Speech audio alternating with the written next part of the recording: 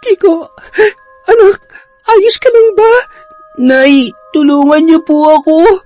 Gusto nila akong patayin. Nay, may gusto pong pumatay sa akin. Kiko, anong pinagsasasabi mo?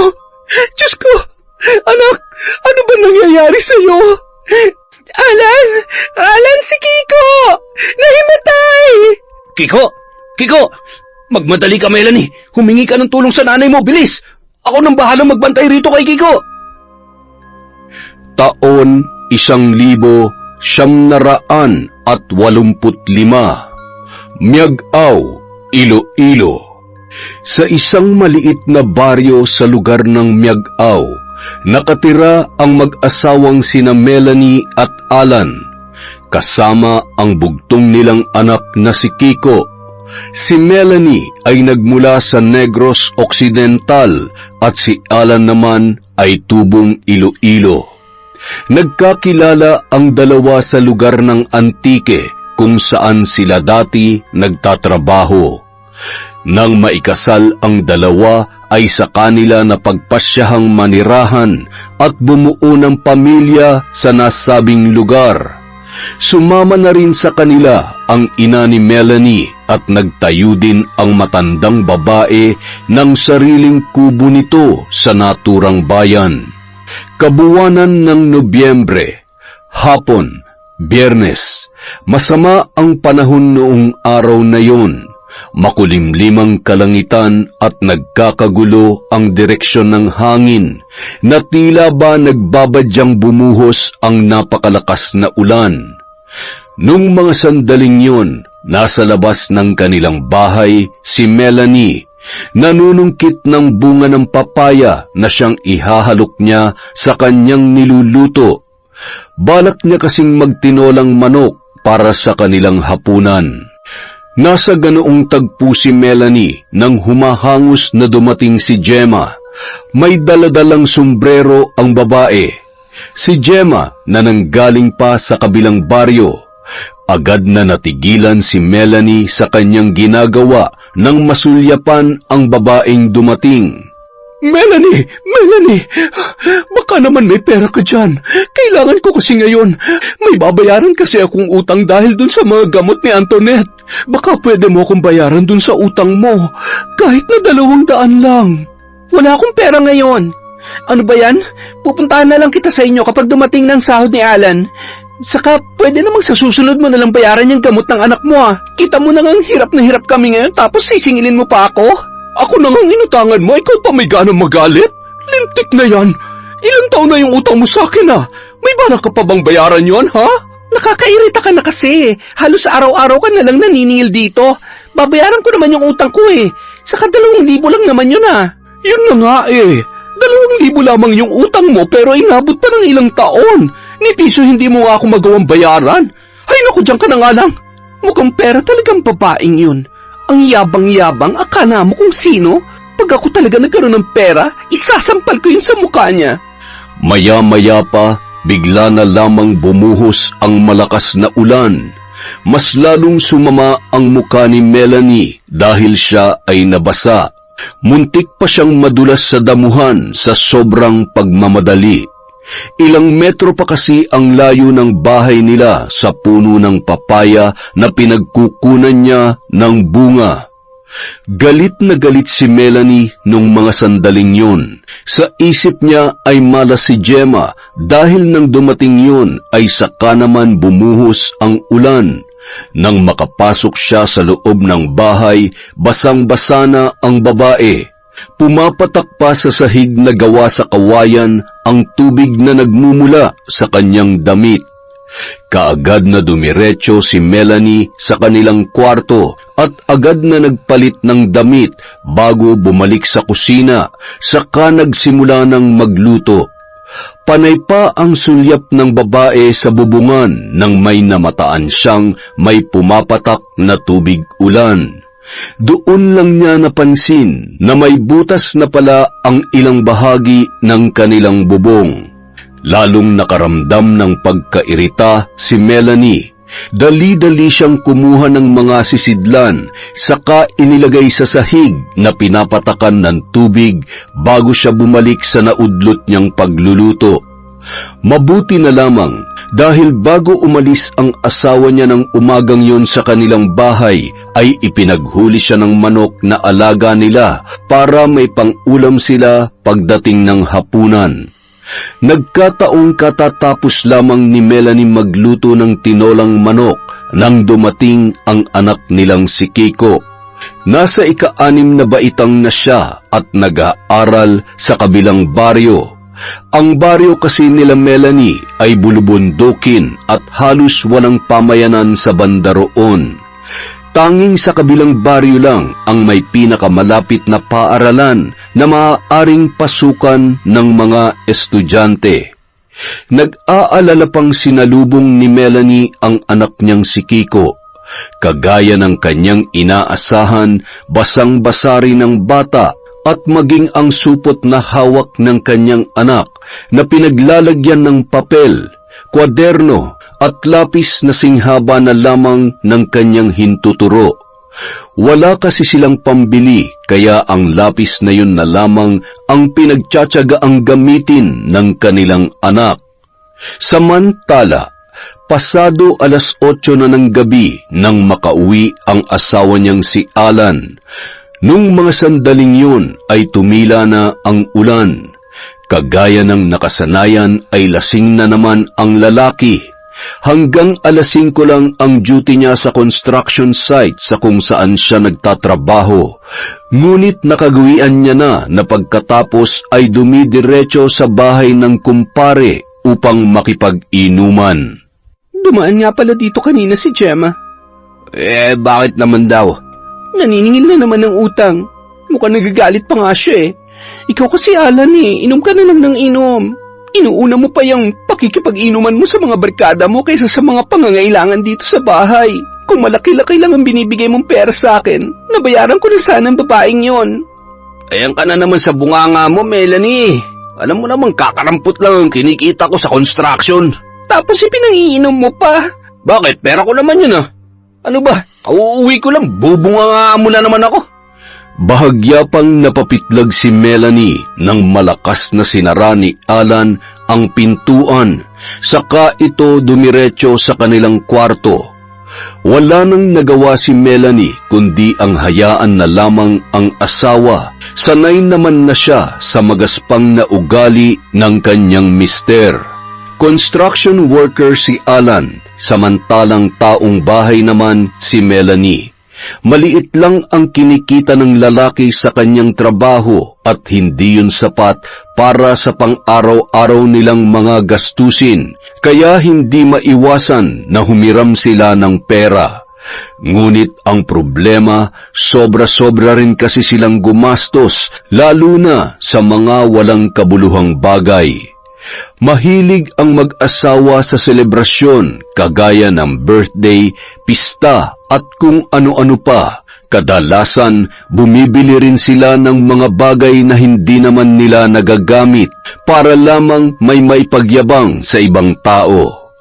Nang sumunod na araw, kagaya ng nakasanayan, lampas 7:00 na ng umaga nang magising si Alan. Kung hindi pa niya narinig ang ingay ni Melanie, ay hindi pa ito magigising. Para sa kanya, alarm clock na ang bunganga ng kanyang misis.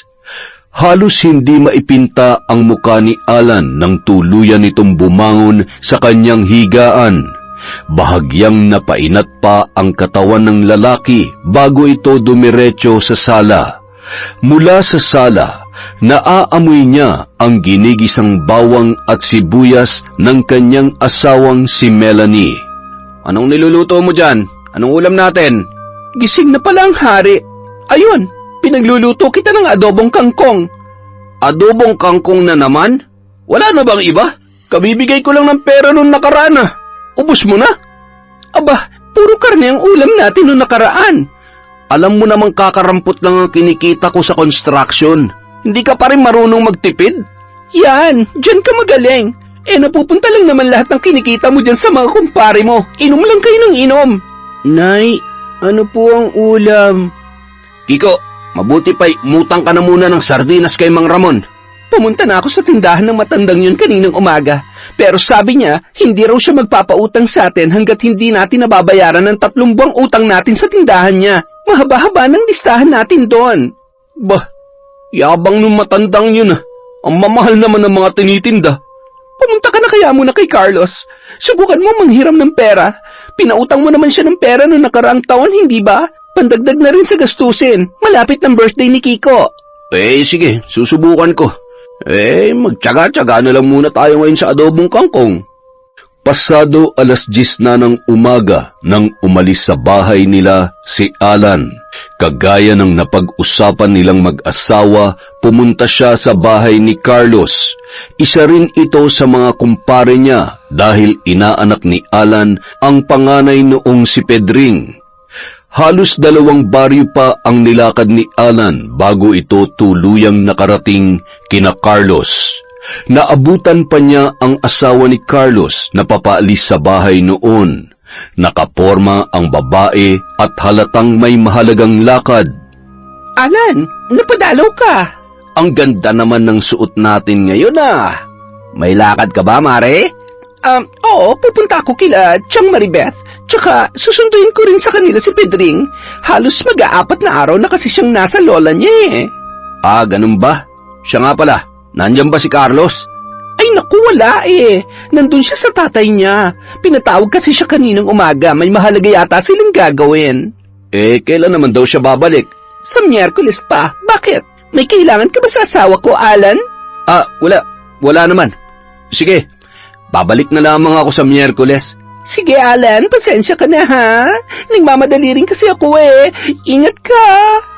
Dismayadong naglakad papalayo si Alan. Sa isip-isip niya, hindi responsibilidad ni Alan ang kanyang mga gastusin. Pero bakit nagkataon na nung araw na pinuntahan niya pa, umalis ang kaibigan? Tahimik na nagmumuni-muni sa mga sandaling yun si Alan habang naglalakad pabalik sa kanila nang madaanan niya ang kumpare niyang si Bonifacio, asawa ni Gemma, yung babaeng inuutangan nila ngunit hindi naman binabayaran. Kung hindi pa siya tinawag ng kumpare ay hindi niya ito mapapansin. Alan, mukhang pasan mo ang langit at lupa. May problema ba? Oo pare, manghihiram sana ako kay Carlos ng pera kaso minalas ako dahil wala siya sa bahay nila eh. Ganun ba pare? Magkano bang utangin mo? Kahit mga 1,500 lang sana pare. Ang laki naman ang kailangan mo. Ano bang paggagamitan mo? Kasi yung biyanan kong babae pare, nagkasakit eh. Kailangan nun dalhin sa ospital, agad-agad. Yung anak ko nga rin, pare. Dinala namin kagabi sa ospital. Ang taas kasi ng lagnat. Oh, eto pare, 1,000. Ipapahiram ko na yun sa'yo. Naku, salamat pare. Pero, bakit naman 1,000 lang? Gawin mo ng 1,500. Naku, pasensya na pare. Yan lang muna may papahiram ko sa'yo, lalo na nasa ospital pa ang anak ko. O paano, alis na ako ha? Sige. Ay nako, magpapahiram din lang, kulang pa. Kung alam ko lang na 1,000 lang ang kayang ipautang nito, di sana. Hindi na lang. Ay nako, walang kwenta. Samantala, nung mga oras na yon, nasa loob ng kanilang bahay si Melanie at abala sa paglalaba ng kanilang damit. Si Kiko naman nasa labas ng kanilang bahay at nakikipaglaro sa mga kabataang kasing edad niya. Nang matapos si Melanie sa paglalaba ay mag-isa niyang binuhat ang may kalakihang palanggana sa kanya yon dinala sa labas. Nakaramdam pa ng gigil ang ginang sa anak niyang si Kiko dahil hindi man lamang siya nito tinulungan sa paglalaba ng kanilang mga damit. Nagkataong nagsasampay na si Melanie nang dumating ang asawa niyang si Alan. Agad na napatigil sa ginagawa ang babae nang mapansin niya ang lalaki. Nababakas pa niya ang pagkadismaya at pagkairita sa mukha nito, kaya agaran niya yung nilapitan. Ano? Nakautang ka ba kay Carlos? Yun na nga wala siya sa bahay nila kaya hindi ako nakautang. Nako, Alan ha, hindi talaga maaasahan yung kumpare mo. Paano na to? Birthday ni Kiko, hindi tayo maghahanda. Basta gagawa ko ng paraan. O ito na lang muna, 1,000 yan. 1,000 lang? Saan naman to nanggaling? Doon, kay parang Bonifacio. 1,000 lang ang pinahiram sa akin Na-ospital daw kasi yung anak nilang si Antoinette. Yan talaga mga kaibigan mo, hindi maaasahan. Ay nako, ano ba yan? Saan tayo kukuha ng pera na panggastos sa birthday ni Kiko? Basta, gagawa ko ng paraan. Napailing-iling na lamang si Melanie dahil sa kanyang mga narinig. Muli siyang bumalik sa naudlot niyang pagsasampay, samantalang dumiretso naman sa loob ng bahay si Alan upang matulog. Nang matapos ang babae sa kanyang ginagawa, saka siya bumalik sa loob at nakinig ng drama sa radyo nilang debaterya. Araw ng linggo, 3:30 pa lamang ng madaling araw ay nagising na ang mag-asawang sina Alan at Melanie. Maaga silang nagluto ng almusal. Pagpatak ng 4:30 ng umaga, sa kanila ginising ang anak nilang si Kiko at nag-agahan. Bandang 5:00 na nang bumaba sila sa baryo at pumunta sa pinakamalapit na simbahan sa bayan upang magsimba. Nang makarating sa lumang simbahang Katoliko, walang imik silang pumasok sa loob. Eksakto naman nang makarating sila ay bigayan na ng alay. Huling dumating ang pamilya ni Melanie sa simbahan, kaya sa bandang likuran na sila nakaupo. Nang maiabot sa kanila ng ibang tao ang basket na may pera, ay agad yung kinuha ni Alan. Saglit niyang sinilip ang basket at ganun na lamang ang tuwa niya nang makita niya yung halos mapuno na ng barya. Ang higit na nakaagaw ng kanyang atensyon ay ang mga papel na pera. Sunod-sunod na napalunok si Alan. Nagpalinga-linga sa loob ng simbahan at nang makumpirma niyang walang nakatingin, nagkunwari siyang maglalagay, pero ang ginawa niya ay kinuha ang mga papel na pera. Sa kanya yun nilagay sa kanyang bulsa bago pinasa ang basket sa sakristan na medyo may kalayuan sa kanya. Sanay na si Alan sa ganoong gawain. Dahil abala ang mga tao sa loob ng simbahan sa pakikinig sa pari, hindi nila namamalayan ang kanyang ginagawa. Ngunit nakita yon ng kanyang asawang si Melanie. Alan, bakit mo kinuha? Nasa simbahan tayo, pera yun ang simbahan. Ay nako, ano ka ba? Hinaan mo nga yung boses mo. Huwag kang mag-ingay dito. Oo na, pero bakit mo ginagawa yan? Ay naku, baka may makakita sa'yo. Huwag kang mag-alala. Sinisiguro ko sa'yo na walang makakakita sa atin. Saka, ano ka ba? Huwag ka nang umakto na parang anghel dyan. Magagamit natin ang perang to. Ilang araw na lang, birthday na ng anak mo. Wala na tayong ibang mapagkukunan kundi ang abuloy dito sa simbahan. Natahimik na lamang si Melanie dahil sa sinabi ng asawa. Muling binalik ni Alan ang atensyon sa harapan at umakto sila na parang walang nangyari. Nang matapos ang misa ay agad silang lumabas ng simbahan. Binilang na rin ni Alan ang pera at ganun na lamang ang tuwa nito nang malamang higit 2,000 ang kanyang nakuha. May 500 din kasing nasama. At sa isip-isip ni Alan, kung sino man ang naglagay ng ganun kalaking pera, marahil ay mayaman ang taong yun. Maging si Melanie ay tuwang-tuwa rin, lalo na't sa isipin na matutuloy na ang pinaplano nilang birthday party para sa kanilang anak na si Kiko. 5,000 na rin kasi ang kanilang naipon. 1,000 sa inutang nila kay Bonifacio, 2,000 na ninakaw nila sa simbahan, at 2,000 na natirang sweldo ni Alan sa construction. Hindi na rin sila nagsayang pa ng oras at agad silang dumiretso sa palengke at bumili ng kanilang mga kakailanganin. Maglulumpia ako. Pansit bihon. Ay, teka, Kiko, gusto mo ba ng spaghetti? Opo, nanay. Saka hotdog po. Sige, bilang mo na rin siya ng hotdog, Melanie. Magpapalit yun din tayo. Yung maliit lang. Talaga po, tay. Naku, tsak na matutuwa ang mga kaklase at mga kalaro ko nito. Abay, dapat lamang, anak. Saka, pagsabihan mo sila na magdala ng mga regalo, ha? Sabihin mo yung maganda at mahal. Kapag ayaw nila magdala ng regalo, edi wag mo silang imbitahin sa birthday mo. Sige po, nay. Bakas sa kanilang muka ang katuwaan habang namimili para sa ihahanda nila sa nalalapit na kaarawan ni Kiko. Nang araw ding yun ay agad na inimbitahan ng mag-asawa ang mga taga-baryo nila at maging ang malalapit na kaibigan para sa magaganap na kaarawan ng kanilang anak. Inimbitahan din nila maging ang kanilang mga kamag-anak. Kinabukasan, nagkataong abala si Melanie sa pagwawalis sa labas ng kanilang bahay nang mapadaan si Mang Ramon. Nasulyapan ito ni Melanie, ngunit nagkunwari pa ang babae na wala siyang nakita.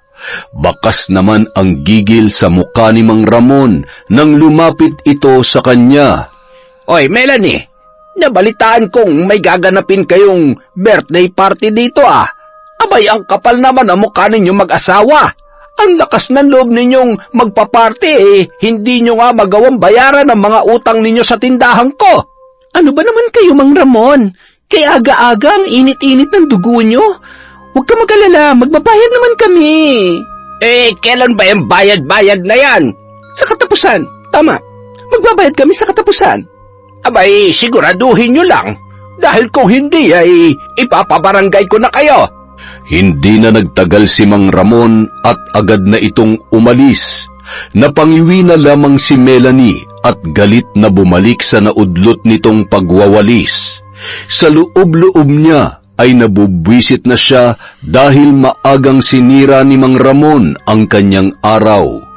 Mas lalong nadagdagan ang galit na nararamdaman ni Melanie dahil nang sumapit ang tanghali ay dumaan si Gemma sa kanila at naniningil na naman ito ng utang dahil hindi umano ay kulang daw ang perang ipampapagamot sa anak nilang si Antoinette.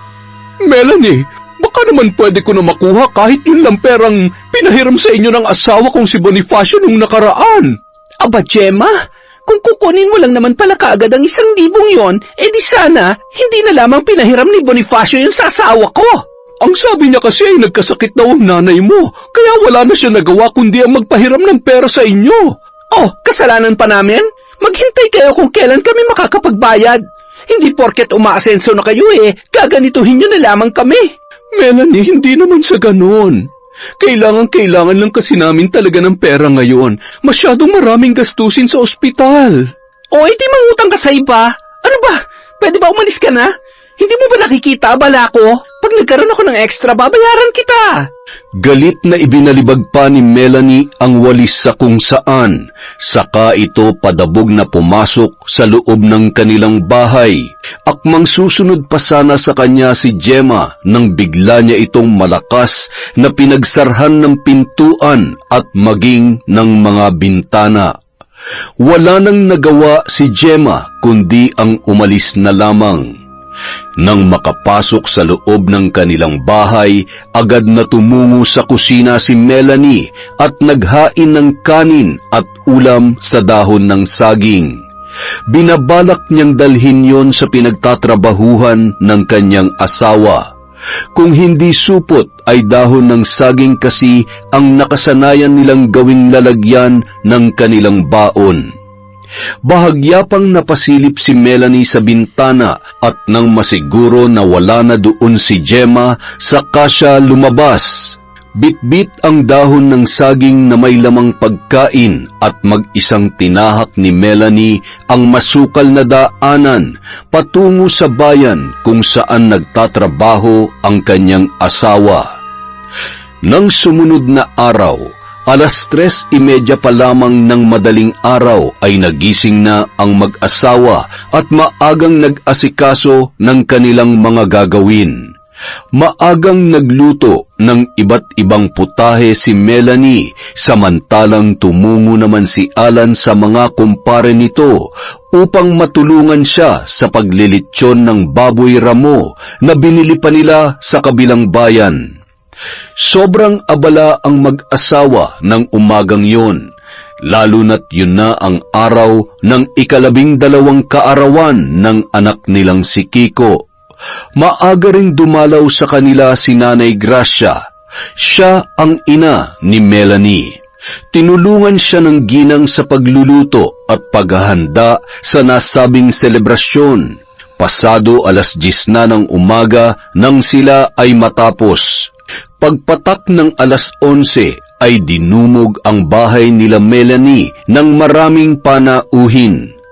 Halos lahat ng bisita nila ay mga kamag-anak, kabaryo, matalik na kaibigan at mga kakilala. Naroon din ang mga kaklase at kaibigan ng kanilang anak. Mabuti na lamang nabilhan nila ng bagong damit si Kiko. Nagmukha yung nakaaangat kumpara sa ibang mga kabataan na kanilang bisita. Sa labas ng bahay nila ginanap ang naturang pagdiriwang. Naglagay sila ng napakahabang mesa at mga upuang gawa sa kawayan. Samut-saring pagkain ang nakahain sa mahabang lamesa. Mayroong pansit, lumpia, dinuguan, adobong manok na may gata, at syempre hindi mawawala ang spaghetti at maging ang paboritong hotdog ni Kiko. Sobrang lakas din ng musika na kanilang pinatutugtog. Bawat bisitang naroon ay nagkakasiyahan. May mga kumakain, karamihan sa mga kababaihan ay nagkukwentuhan. Ang ilan sa mga kabataan ay masayang naglalaro at ang mga kalalakihan naman ay nasa bakuran at nag-iinuman.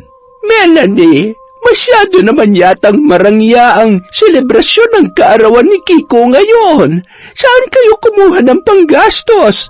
Naku, wag mo nang isipin ang bagay na yon, Nay. Ang dapat ay makisaya ka na lamang. Minsan lang naman to. Ay nako, kahit pansit lang sana ang inihanda nyo ay sapat na yon. Dapat mas iniisip nyo ang kinabukasan ng anak nyong si Kiko kesa sa mga ganitong kasiyahan.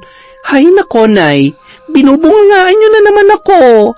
Hindi naman sa ganoon, anak. Ang sa akin lang ay mas marami pa sanang bagay na pwede nyong paggamitan ng pera na pinanggagastos nyo rito. Maraming utang pa nga kayong mag-asawa na hindi nababayaran. Hay nako, bahala ka na nga dyan, Nay. Kiko, anak, ano, dadalhan ka ba ng regalo ng mga kaibigan at kaklase mo? Opo, pero 4 pa lang po ang natanggap ko. Hay nako, pumunta lang talaga rito yung mga yan para makikain. Palibhasa mga patay gutom. Kiko, happy birthday sa'yo. Ay, siya nga pala, Melanie. Nasaan si Alan? Nandun ho sa likod, Mang Ramon. Nagiinuman sila ron. Ay, ganun ba? Sige, at pupuntahan ko na lamang muna. Napaismid pa si Melanie nang tuluyan ng tumalikod si Mang Ramon. Sa loob-loob niya ay naiinis siya sa lalaki dahil hindi man lang nag-abalang magbigay ng regalo o kahit pera man lamang sa anak niyang si Kiko.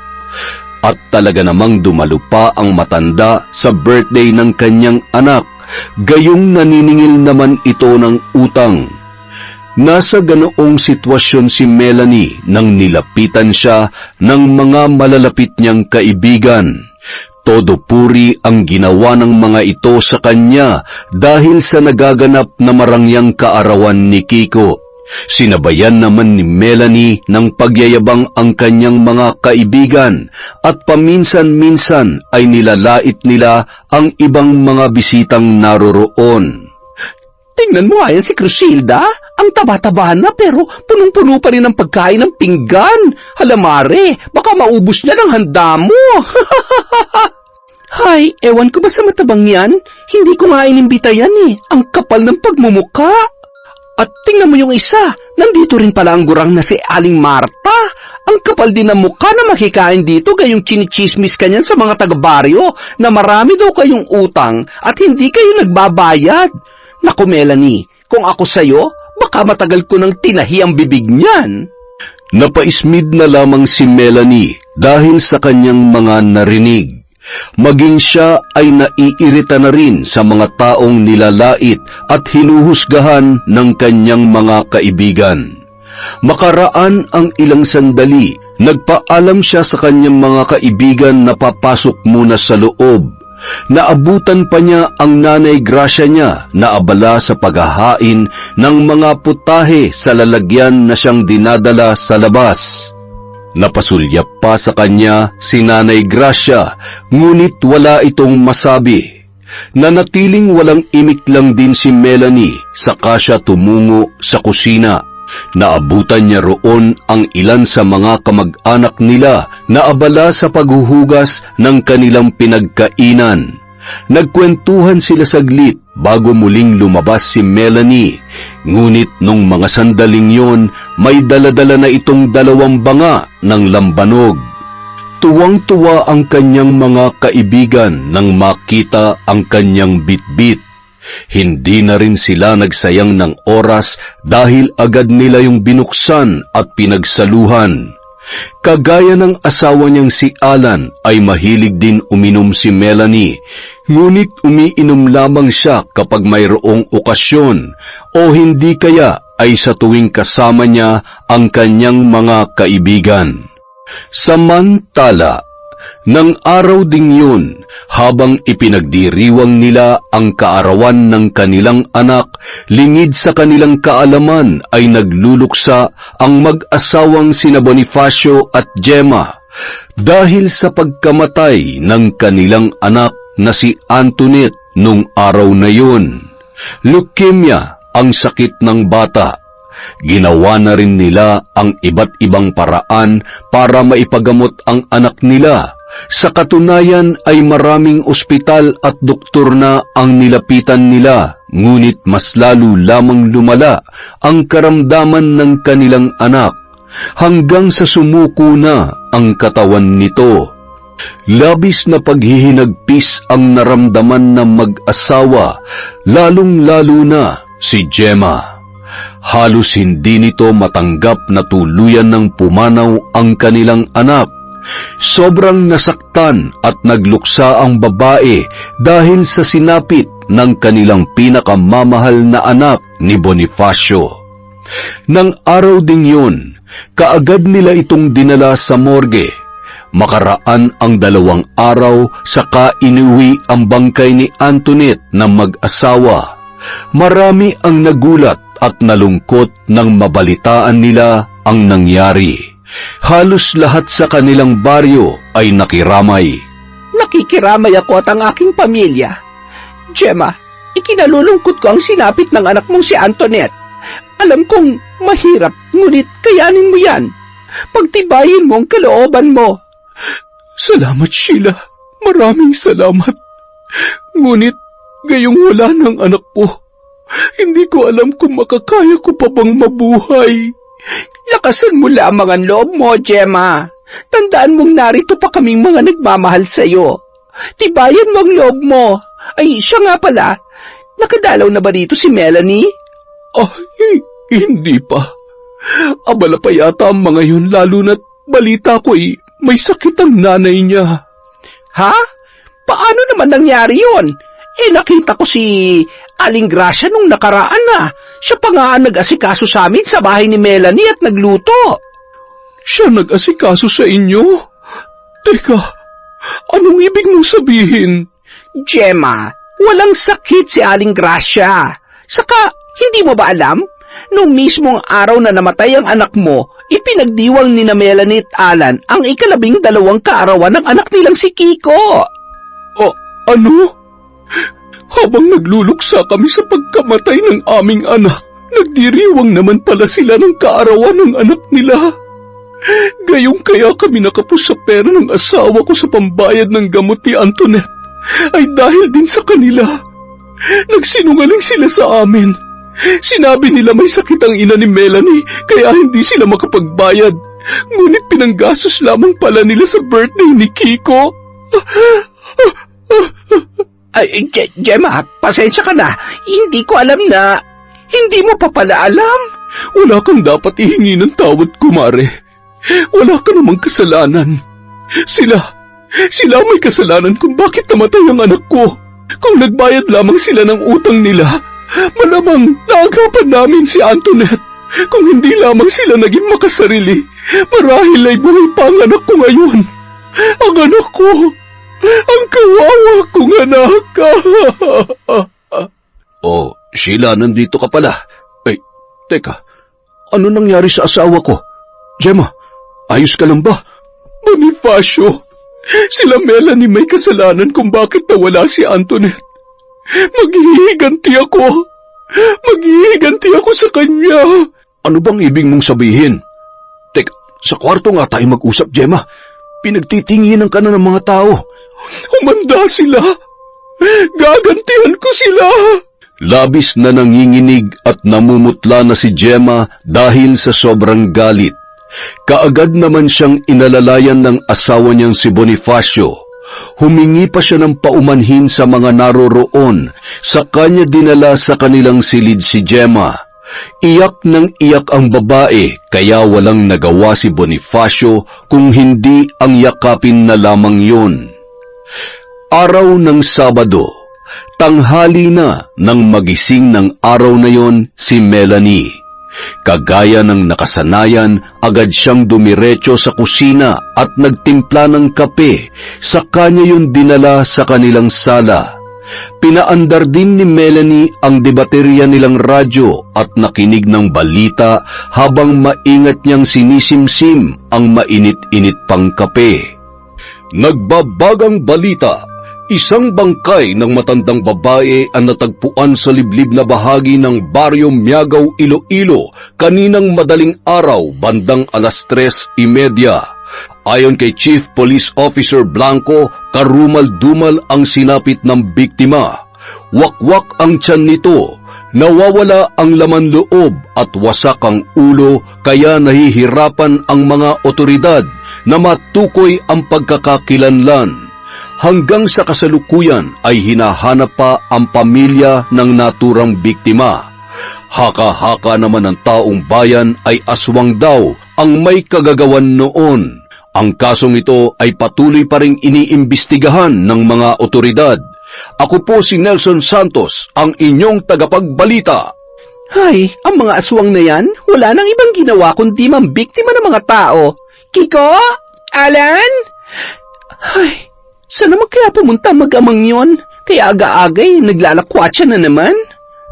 Nasa ganoon siyang tagpo nang makarinig siya ng sunod-sunod na pagkatok mula sa kanilang pintuan.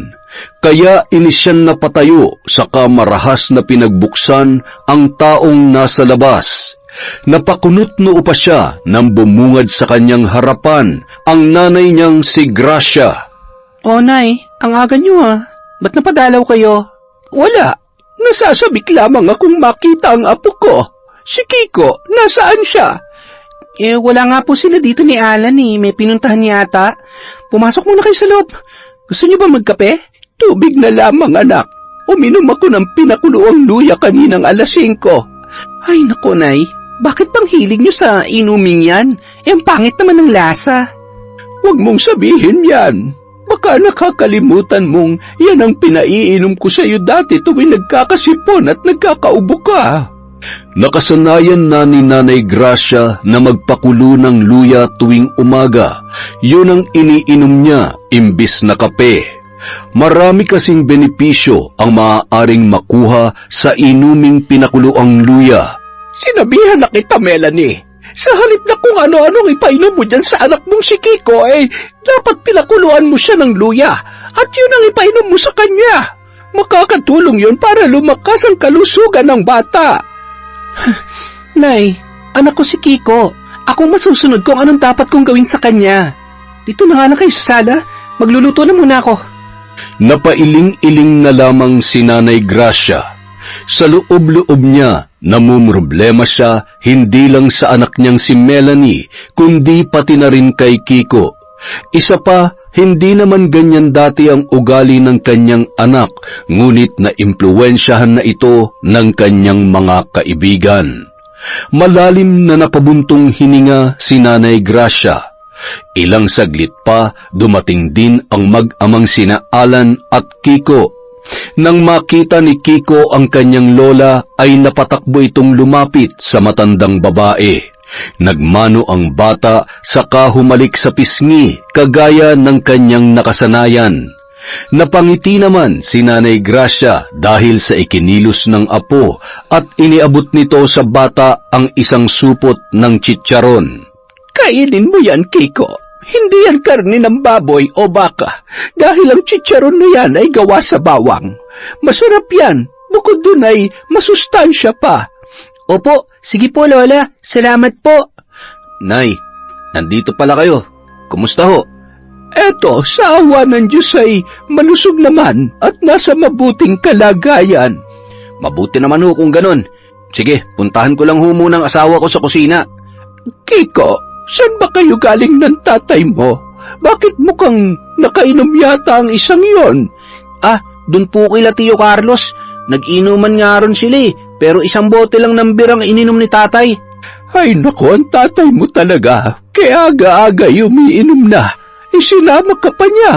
Lola, nasan po sila Binsoy? Yung mga pinsan mo, sumama na sa nanay nila. Kakauwi lang nila sa Antique kaninang umaga. Lola, malayo po bang Antique? Maganda po ba dun, Lola? Oo, malayo yon. Saka maganda sa lugar ng Antique. Kapareho lang dito sa lugar natin. Sana makapunta rin kami nila nanay sa Antique. Gustong-gusto ko rin pong pumunta sa lugar na yon. Saka para makagala kami rin ng mga pinsan ko. Napanguso si Kiko dahil sa sinabi ng kanyang lola. Malapit ang loob niya sa kanyang mga pinsan na sina Binsoy, Ada at Vina, mga anak ng Tia Belen at Tio Lito niya. Noong kanyang kaarawan ay dumalo ang mga yun. Hindi niya tuloy maiwasang manabik sa isipin na kung kailan na naman niya muling makakasama ang kanyang mga pinsan, gayong bihira lamang pumunta ang mga yon sa Iloilo. Maya-maya pa, bumalik sa sala si Melanie at tinawag ang maglola upang mag-agahan. Hindi na rin nakatanggi pa si Nanay Gracia dahil sa amoy pa lang ng daing na niluto ng babae ay natatakam na siya. Habang nasa kalagitnaan sila ng pag-aagahan, nabanggit ni Nanay Gracia na kung kailan daw ba makikiramay sila Melanie sa lamay ng anak ni na Gemma. Kagaya ng karamihan, matagal na ring alam ni na Melanie at Alan ang tungkol sa balitang pagkamatay ni Antoinette, ngunit hindi pa napag-usapan ng mag-asawa ang tungkol sa pakikiramay sa mag-asawang sina Gemma at Bonifacio. Isa pa, iniiwasan ng mga ito ang dalawa dahil baka sa halip na makiramay sila ay singilin pa sila sa kanilang utang. Kailan naman kayo pupunta doon? Hindi pa namin naiisip ang bagay na yan, Nay. At saka, baka singilin lang kami ng mga yon ng utang, kaya wag na lang muna. Tsaka, patay lang naman yon. Kailangan pa ba kami ron? Melanie, yung bibig mo. Hay nako, Nay. Ang totoo naman kasi niyan, palibhasa, hindi marunong mag-alaga ng bata. Mas inuuna pa nila yung pera nila. Mabuting tao si Gemma, at alam kong mabuti rin siyang ina sa kanyang anak. Ngunit hindi natin hawak ang kapalaran. At saka, hindi ba malaki rin ang naitulong sa inyo ng pamilyang yon? Sige, Nay. Doon ka na lang sa kanila kumampi. Hindi sa kinakampihan ko sila, anak. Mag-iingat kayo. Huwag niyong kakalimutan na bawat kasamaang ginagawa ninyo ay may naghihintay na karma. Anong sinasabi niyong kasamaan na ginagawa namin? Sinasabi niyo ba na masama kaming tao, Nay? Tama na yan. Nasa harapan tayo ng pagkain. Natahimik na lamang ang mag-ina dahil sa ginawang pagsaway sa kanila ni Alan. Matapos nilang mag-agahan ay tumulong na rin sa kanila si Nanay Gracia sa pamamagitan ng paghuhugas ng kanilang pinagkainan. Ilang oras pang nagtagal ang matandang babae sa kanilang bahay at pasado 2:00 na ng hapon nang ito ay umalis. Kinabukasan, bigla na lamang tinamaan ng karamdaman si Kiko. Inaapoy ng lagnat ang bata at biglang may tumutubong mga pantal sa kanyang katawan. Maliban doon ay kapansin-pansin din ang biglaang panlalaki ng kanyang tiyan. Ngunit hindi lamang yun binigyan pansin na mag-asawa sa pag-aakalang normal lang at nilagnat lang ang bata, kaya pinainom lamang nila ng paracetamol upang mawala ang lagnat noon. Hindi rin nakipaglamay ang mag-asawa hanggang sa inilibing na ang anak nina Bonifacio at Gemma ay hindi pa rin sila nagpapakita. Ni hindi man lamang sila nag-abalang magpadala ng pakikiramay sa mga yun. Hanggang sa lumipas ang mga araw, napansin nilang mas lalong lumalala ang kalagayan ni Kiko. Umabot pa sa punto na hindi na ito makatayo o makalakad. Mas lalo ring tumaas ang lagnat nito. Namutla at sa maikling panahon ay bigla na lamang itong nangayayat. Nanlalalim din ang mga mata ng bata, napuno ng pantal ang katawan at mas lalong lumobo ang kanyang tiyan na tila ba 4 na buwan na buntis. Araw ng Biyernes, bandang 7:30 ng umaga, nagkataong abala si Melanie sa paglalaba ng mga damit nila nung araw na yun. Samantala, nagsisibak naman ng kahoy na panggatong si Alan nang bigla na lamang sumigaw si Kiko. Kaya dali-daling napatayo si Melanie at patakbong tumungo sa silid kung saan nakahiga ang kanyang anak. Naabutan pa niyang nakaupo ang bata sa pinakasulok ng kwarto at nabakasan niya ito ng takot sa muka. Kiko, anak, ayos ka lang ba? Nay, tulungan niyo po ako. Gusto nila akong patayin. Nay, may gusto pong pumatay sa akin. Alan! Alan, si Kiko! Nahimatay! Anak, ano ba nangyayari sa'yo? Kiko! Magmadali ka, Melanie. Humingi ka ng tulong sa nanay mo, bilis! Ako nang bahalang magbantay rito kay Kiko. Kaagad namang pinuntahan ni Melanie ang kanyang nanay sa bayan at pinakiusapan itong sumama sa kanila upang masuri ang kalagayan ni Kiko. Maging ang matandang ginang ay nagulat din nang personal niyang makita ang kalagayan ng kanyang apo. Ay, Diyos ko! Kiko! Ano nangyari sa'yo, apo ko? Halos 5 araw na ho siyang ganyan, Nay. 5 araw, ngunit pinabayaan niyo lamang siya. Anong klase kang ina, Melanie? Akala ko ho kasi normal lang. Simpleng lagnat lang. Normal? Sa tingin mo ba normal pa ito nangyayari sa anak mo? Hindi na ito normal, Melanie. Tingnan mo, habang tumatagal ay mas lalong lumalaki ang tiyan niya. Posible bang mabubuntis ang isang batang lalaki? Ay, Diyos ko! Dalhin niyo na siya kagad sa albularyo bago pa tuluyang mahuli ang lahat. Marahil ay binabarang ang anak ninyo. Sige po, ako na ang pupunta kay Lolo Rino.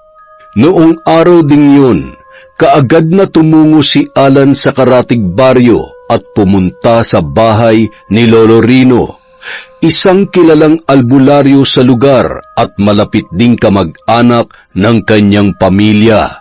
Nang makarating siya sa bahay ng matanda, ay naabutan pa niya ito na abala sa pag-aasikaso sa ibang taong naroon kagaya niya, na humihingi rin ng tulong sa albularyo. Kabadong-kabado si Alan nung mga sandaling yon at hindi niya alam kung ano ang kanyang gagawin, gayong nasa bingit na ng kamatayan ang kanyang anak. Muli niya tuloy na alala ang sinabi ni Nanay Gracia sa kanila ng kanyang asawa. Nanginginig ang mga kamay niya nang maalala niya ang bagay na yun. Hindi niya rin maiwasang makaramdam ng takot para sa kanyang anak. Totoo nga kaya ang sinabi ni Nanay Gracia? Naku po, huwag naman po sana. Sino naman kaya ang mambabarang sa anak kong si Kiko? Pasado 1:00 na ng hapon nang makaalis ang mga panauhin ni Lolo Rino.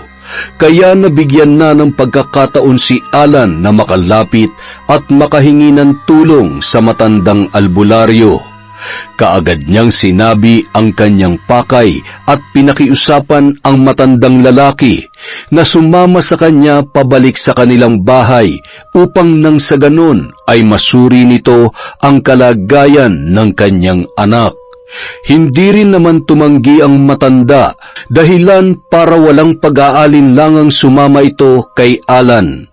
Nang makarating sila sa bahay ni na Alan, sa labas pa lamang ng bahay ay narinig na nila ang sigaw at iyak ng bata mula sa loob. Kaya mabilis na napatakbo ang dalawa papasok. Nang makarating sila sa loob ng bahay, naabutan pa nilang nasa isang sulok lamang si Melanie at umiiyak. Samantala, nasa tabi naman ng bata ang kanyang lola habang pinupunasan ang kanyang katawan na puno ng pantal na ang ilan ay sumabog na. Ilan sa mga pantal ay dumudugo na rin. Kaagad namang lumapit si Lolo Rino sa bata saka nito sinuri ang kalagayan noon. Kung hindi pa sinabi ng matanda na inuuod na ang loob ng pantal, ay hindi pa nila yon malalaman. Nay, sobrang kati ng katawan ko. Aray ko. Huwag mong kamutin, Kiko. Mas lalo yang dadami. Alan, Melanie, may taong bumabarang sa anak ninyo. Yan nga ang sinasabi ko sa kanila. Ano? Sino naman ang gagawa niyan sa anak ko? Lolo Rino, sabihin niyo, sinong bumarang kay Kiko? Sino nang babarang sa anak ko? Melanie, magpakulo kayo ng tubig. Magsasagawa ako ngayon ng ritual para sa bata. Sige ho, iligtas niyo po ang anak namin, parang awa niyo na. Kaagad na umalis si Melanie at kagaya ng inutos ng matanda, agaran siyang nagpakulo ng tubig. Nanginginig pa ang kanyang mga kamay habang naguhugas ng kaldero na siyang gagamitin sa pagpapakulo. Muli siyang napahikbi nang maalala ang kalagayan ni Kiko. Alam niya na labis ang paghihirap ng kanyang anak. Pagkakulo ng tubig, agad na nagsagawa ng ritual ang matanda. Doon din nila nalaman na ang taong nagpabarang kay Kiko ay walang iba kundi si Gemma. Nagulantang pa ang mag-asawa dahil sa kanilang mga narinig. Hindi nila akalain na magagawa yun sa kanila ni Gemma. Yan na nga bang sinasabi ko? Kung ano-ano pa kasing inuuna yung mag-asawa. Utang kayo ng utang para sa mga walang kwentang bagay. Puro kayo kayabangan. Tingnan niyo tuloy ang nangyari sa inyong anak. Muli namang nag-usal ng orasyon si Lolo Rino upang malabanan ang sumpa na binigay sa katawan ni Kiko. Subalit masyadong malakas ang nambarang sa kanya, dahilan kung bakit hindi agad umepekto ang orasyon. Layuan mo na ang batang ito. Lubayan mo na si Kiko. Hindi ko lulubayan ng batang ito. Pera ang inutang ng mga magulang niya at buhay ng bata ang magiging kabayaran. Tigilan mo na yan.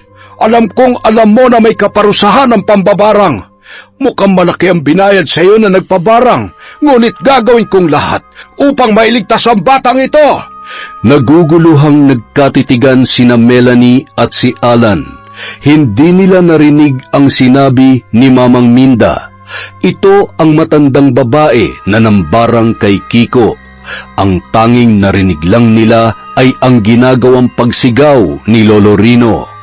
Habang isinasagawa ang orasyon, ay iyak naman ang iyak si Kiko. Samantala, Nasa isang madilim na lugar si Gemma kasama ang kilalang mambabarang na si Mamang Minda. Nakaupo lamang sa isang sulok ang babae, samantalang nilalabanan naman ng matanda ang manggagamot sa batang kanyang binarang. Gigil na gigil si Gemma habang pinapakinggan ang itim na orasyon na ginagawa ng mambabarang. Yan ang nararapat sa iyo, Melanie. Palagi mo na lamang akong pinagtataguan. Ilang taon mo na akong tinatakbuhan dahil sa utang mo. Kulong-kulo na talagang dugo ko sa iyo. Ginusto mo talagang magalit ako, pues humanda ka. Pero ang inutang mo, dahil dyan namatay ang anak ko, kaya anak mo rin ang magiging kabayaran.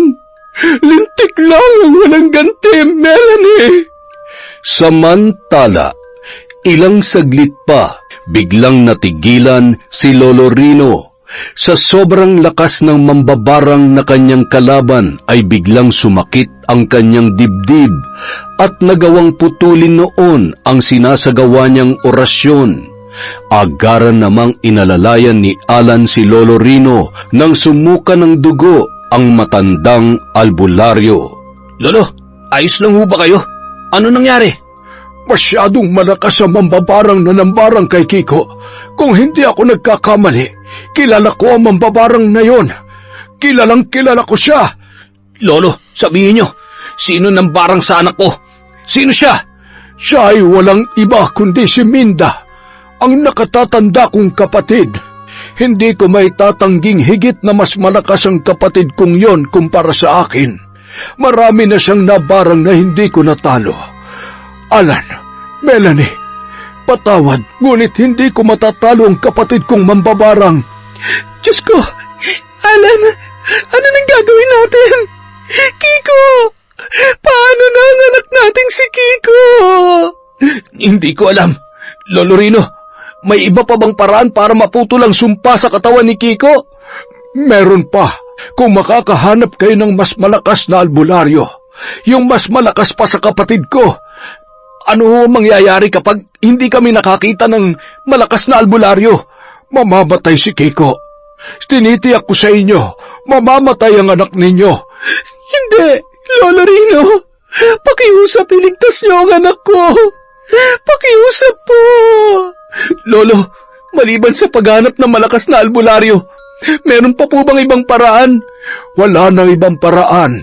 Maliban na lamang kung babawiin mismo ni Gemma ang barang.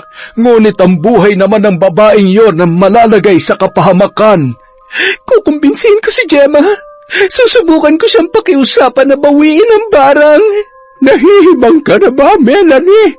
Sa tingin mo ba gagawin yun ni Gemma? Kung nakinig lang sana kayo mag-asawa sa mga payo ko, marahil ay hindi sana kayo umabot sa ganitong sitwasyon. Tingnan niyo tuloy. Pera ang hinutang ninyo, ngunit anak nyo naman ang binarang. Anak nyo ang nakatatanggap ng karma sa lahat ng mga kasalanang ginawa ninyo. Mas lalong napahagulgol ng iyak si Melanie dahil sa kanyang mga narinig. Nanginginig siyang lumapit sa kanyang anak na si Kiko na noong mga sandaling yun ay nanghihinang nakahiga sa kanilang kama. Nanginginig pa si Melanie nang yakapin ang kanyang anak, samantalang nakasandal naman sa pintuan si Alan at tahimik na lumuluha. Labis na nagsisisi ang mag-asawa dahil sa nangyari. Muli nilang naalala ang mga kasalanang kanilang nagawa, ang pagsisinungaling, pangungutang para may maipagyabang lamang sa ibang tao, pagiging mapanghusga, at naalala rin nila ang ginawa nilang pagnakaw sa loob ng simbahan. Gulong-gulo ang isip ng mag-asawa. Hindi nila alam kung ano ang dapat nilang gawin upang mailigtas ang nag-iisa at pinakamamahal nilang anak. Nang dahil sa pangyayaring yun, napagdesisyonan ni Nanay Gracia na doon na lang pansamantalang manirahan sa bahay ng mag-asawa upang maalagaan at mabantayan niya ang kanyang apong si Kiko. lumapit na rin sa mga kakilala at mga kaibigan nila ang mag-asawa upang humingi ng tulong sa mga tao. Ngunit lahat ng mga kinikilala nilang kaibigan ay pinagkaitan sila ng tulong. Habang lumilipas ang mga araw, mas lalong nanghihina si Kiko at mas lalong nangangayayat. Minsan halos hindi rin ito makahinga ng maayos at lalong lumala ang kanyang karamdaman. Sunod-sunod na kamalasan ang dumating sa buhay ng mag-asawa. Natanggal sa trabaho si Alan dahil palagi itong lumiliban, kaya mas lalong nadagdagan ang kanilang problema. Wala rin silang mautangan dahil halos lahat ng tao ay wala ng tiwala sa kanila pagdating sa pera. Kumusta? Nakahanap ka ba ng mahihiraman? May nakita ka na bang albularyo? Wala. Melanie, hindi ko na alam kung ano pang gagawin. Pagod na ako. Hirap na ako. Hindi ko na kaya. Paano ng anak natin? Alan, ano nang gagawin natin? Hindi ko matatanggap kung mawawala sa atin si Kiko. Alan, Melanie, magmadali kayo. Kinakailangan nating dalhin sa ospital si Kiko. Nanginginig siya at bumubula ang kanyang bibig. Samantala, nagkataong abala si Gemma sa paglalabas sa labas ng bahay nila ng araw na yun, nang humahangos na dumating si Melanie. Hindi na nabigla pa si Gemma nang makita niyang umiiyak ang dati niyang kaibigan. Mataray niya itong tiningnan bago bumalik sa paglalaba, ngunit ganoon na lamang ang pagkagulat niya nang bigla yung lumuhod sa mismong harapan ni Gemma. Gemma, alam kong napakarami naming kasalanan sa iyo at sa pamilya mo. Ngunit nagmamakaawa ako, iligtas mo ang anak ko. Pakiusap, iligtas mo si Kiko sa bingit ng kamatayan. Iligtas ang anak mo? Bakit? Nung bang mamamatay na ang anak ko, tinulungan niyo ba kami? Hindi ba hindi? Noong mga panahong nagluluksa kami ng asawa ko dahil sa pagkawala ni Antoinette, nasaan kayo? Hindi ba nagkakasiyahan kayo dahil sa kaarawan ni Kiko? Ngayon, magmamakaawa ka sa harapan ko na iligtas ko ang anak mo? Hindi. Hindi ko siya ililigtas. Nararapat lamang yan sa inyo. Gemma, gagawin kong lahat. Iligtas mo lamang ang anak ko. Nakikiusap ako, nagmamakaawa ako sa iyo, Gemma. Gemma? Melanie, anong nangyayari rito? Melanie, bakit ka nakaluhod? Bonifacio, nagmamakaawa ako sa inyo ng asawa mo. Pakiusap, iligtas niyo si Kiko. Bawiin niyo ng barang. Nakikiusap ako sa iyo. Barang? Anong ibig mo sabihin? Gemma, anong sinasabi ni Melanie? Teka, Gemma, sabihin mo nga, may kinalaman ka ba sa nangyayari ngayon sa anak nila Alan? Wala. Anong wala? Kung wala, bakit nandito ngayon si Melanie at nagmamakaawa sa atin? Sabihin mo ang totoo. Ano ang nangyayari? Oo na. Ipinabarang ko ang anak nila. Ipinabarang ko si Kiko. Kasalanan nila kung bakit namatay ang anak natin, Bonifacio. Kasalanan nila yon. Gemma, ano bang pinagsasasabi mo? Alam kong alam mo na wala silang kasalanan sa pagkamatay ni Antoinette. Bago pa man sila nakapanghiram sa ating mag-asawa ng pera, may sakit ng leukemia si Antoinette. Kaya bakit mo ibinubuntong ang pagluluksa at galit mo sa kanila? Gemma, pakiusap, tigilan mo na to. Para sa akin, para sa ikatatahimik ng kaluluwa ng anak natin. Bonifacio, gusto rin kong mamabawi ang barang, ngunit hindi na pwede. Dahil oras na bawiin ko yun, babalik sa akin ang sumpa. Ano? Ano nang gagawin natin? Parehong napahagulgol ang dalawang babae. Si Bonifacio naman napahilamos na lamang ng sariling muka. Naisip din niya na kung hindi pa pala siya umuwi ng araw na yun, ay hindi niya malalaman na ang asawa pala niya ang nagpabarang sa anak ng kanyang kumparing si Alan. Halos 2 araw pa lamang ang nakakalipas nang malaman niyang binabarang si Kiko, ngunit hindi niya lubos akalain na may kinalaman pala roon ang kanyang asawang si Gemma.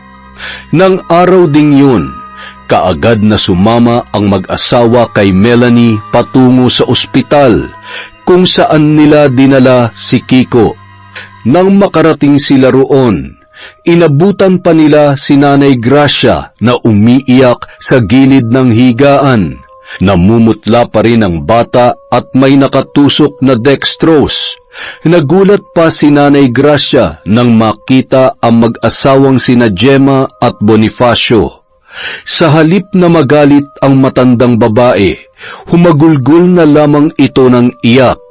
Alam niya na may kasalanan din si Melanie, kaya nangyayari yon sa kanila. Wala rito si Alan. Sumama siya kay Rino.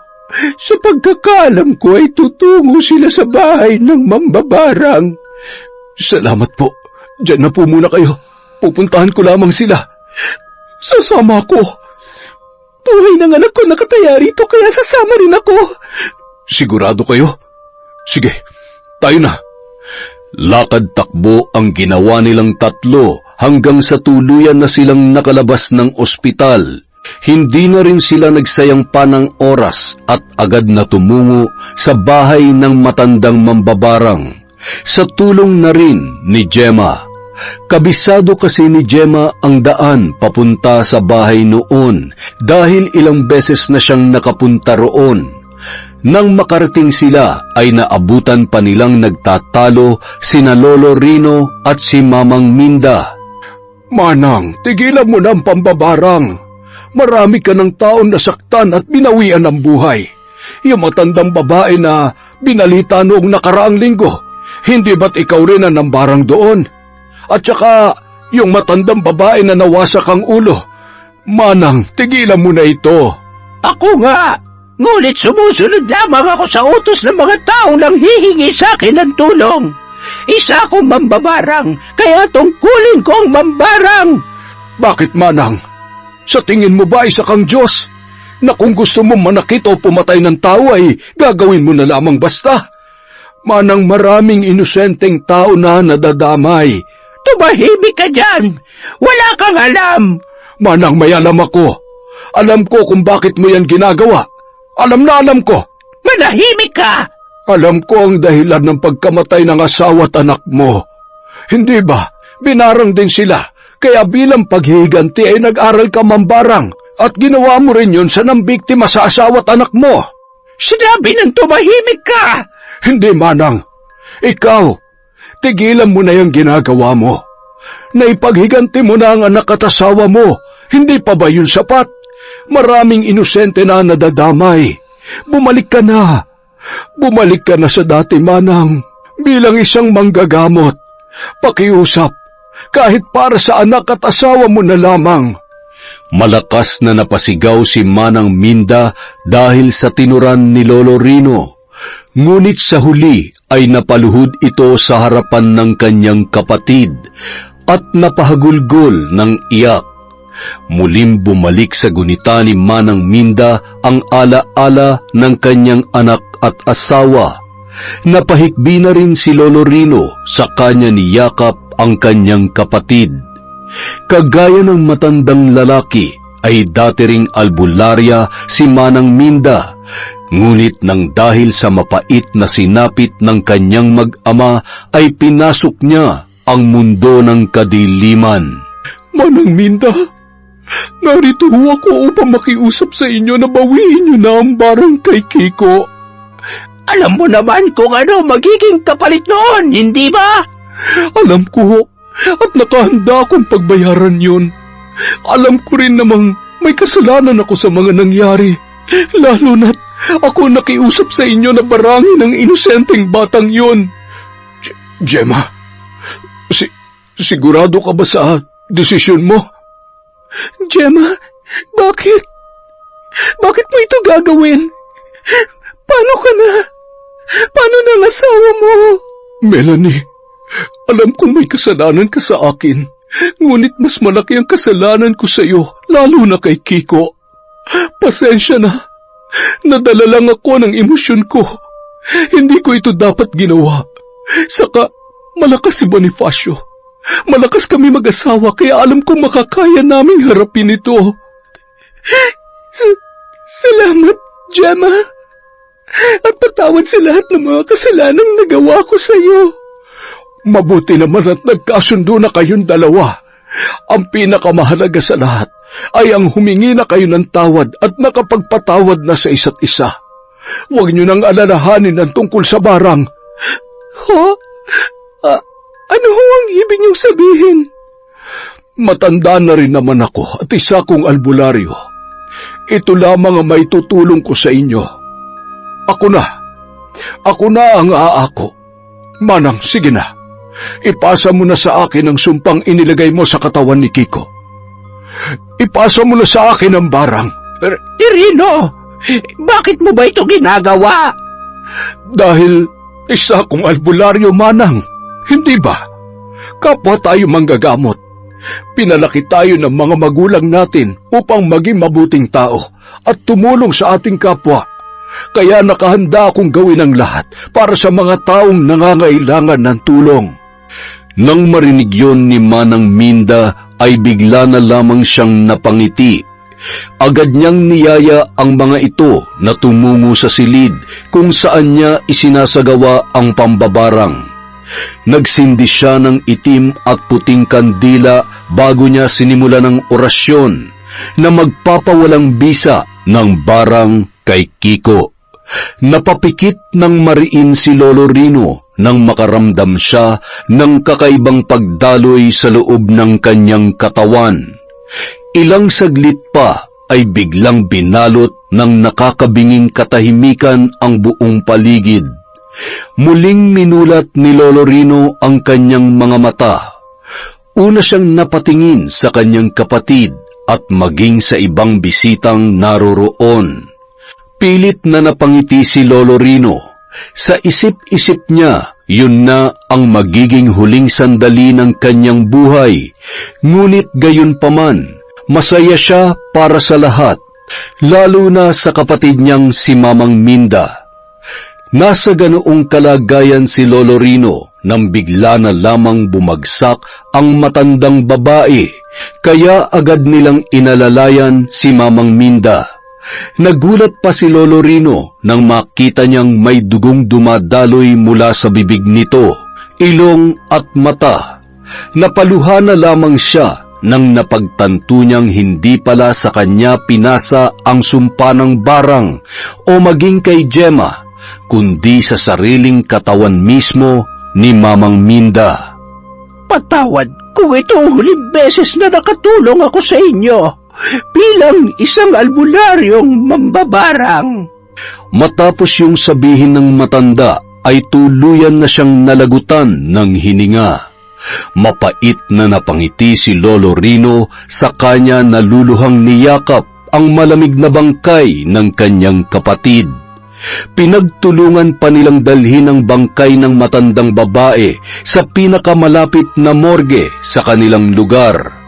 Nang makabalik naman sina Melanie at Alan sa ospital, ay nabalitaan nila mula kay Nanay Gracia na unti-unti na raw bumubuti ang kalagayan ng anak nilang si Kiko.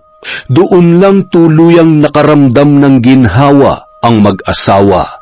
Bumubuti na ang lagay ni Kiko at kani-kanina lamang ay nakakain na siya. Diyos ko, maraming salamat po. Umabot pa ng ilang araw sa ospital si Kiko bago ito tuluyang nakalabas. Panay naman ang pagbisita ni Gemma sa bata. Tinulungan din ng mag-asawa sina Melanie at Alan sa pagbayad ng mga gastusin sa ospital. Ipinangako naman ng dalawa na pagsisikapan nilang mabayaran ang lahat ng kanilang utang kina Gemma at Bonifacio. Makaraan ang ilang araw, inilibing na ang bangkay ni Mamang Minda. Si Lolo Rino din mismo ang nag-asikaso ng libing ng namayapa niyang kapatid. Marami sa kanilang mga taga-baryo ang nagulat sa biglaang pagkamatay ni Mamang Minda. Nagulat din sila nang malaman na kapatid pala siya ni Lolo Rino. Nakiramay naman sina Alan, Melanie, Gemma at Bonifacio sa yumaong dating albularyo na mambabarang. Dumalo rin ang mga ito noong araw ng burol ng matandang babae. Lumipas ang 7 araw, tuluyan nang nanumbalik ang lakas ni Kiko. Naging malusog na rin ito at sa katunayan, muli niya nang nagagawang makipaglaro sa ibang mga kabataan na kasing edad niya lamang. Sa awa ng Diyos at sa tulong na rin ni Bonifacio ay muling nakahanap ng panibagong trabaho si Alan. Pumasok siya bilang isang janitor sa ospital, samantalang si Melanie naman naglalako ng kakanin sa kanilang baryo. Tinigil na rin na mag-asawa ang kanilang mga bisyo. Si Nanay Gracia hindi pa rin umaalis sa tabi ng mag-asawa at patuloy pa rin itong nagpapayo sa dalawa. Araw ng Miyerkules, nagkataong namimitas ng papaya si Melanie. Nasa ganoon siyang tagpo nang humahangos na dumating si Gemma. May dala-dala pa yung sombrero at agad na natigilan si Melanie sa kanyang ginagawa nang masulyapan ang babaeng dumating. Melanie, baka naman may pera ka dyan. Kailangan ko kasi ng pera ngayon. Baka pwede mo akong bayaran sa utang mo, kahit 200 lang. Ay naku, Gemma, pasensya ka na. Wala pa kasi kaming pera ngayon eh. Nakauwi na ako! Oh, Gemma, nariyan ka pala. Napasadya ka yata. Nagbabaka sakali ako na baka makapagbayad na kayo ngayon. Abay, oo naman. Bakit? Dumating na ba ang sahod mo, Alan? Eto Gemma, pasensya ka na. 500 lang muna. Ayos lang ba yan? Naku, ayos na ito. Maraming salamat. O siya, paano? Mauna na ako sa inyo, ha? Sige, mag-iingat ka, Mare. Kayo rin, Mare. Alan, alam mo ba kung sino yung mga taong mahirap makalimutan? Ha? Sino naman? Di tayo. Mahirap kayang kalimutan yung mga taong mahilig mangutang. Kita mo, hindi agad tayo nakalimutan ni na Gemma at ng iba. Teka, si Mang Ramon. Naku, paparating na siya. Bilis, magtago na tayo. Uy, ano ka ba? Nagbago na tayo, di ba? Mang Ramon, magandang araw po. Ito pala yung bayad namin. Pasensya ka na, 1,000 lang muna, pero pangako sa susunod na sweldo ko, dadagdagan ko na po yan. Ay nako, maraming salamat sa inyo, Alan. Melanie. Wow, isa na naman pong magandang kwento mula sa Kwentong Enteng. At dahil dyan, meron tayong shoutout. Huwag na natin patagalin. Simulan po natin kay Remy Alba, syempre. Kay Rose Bakel from Sultan Kudarat. Kay Samuel, Dodong, Joy Tubosa from Saidi. Hi po sa Esperon family from Bicol. Hello kay Lu Makatangay, kay Zenaida Deza, kay Marian Garcia. Hi kay Heart Jacqueline TV, kay Minerva Concepcion from Buting, Pasig. Hi po kay Elvira Ramos. Hi din kay Mel Santarita, sa relatives ni Elvira Malakas. Hi sa Sibayan family, especially kay Christian and Sky. Kay Christina Seroma from Virginia, USA.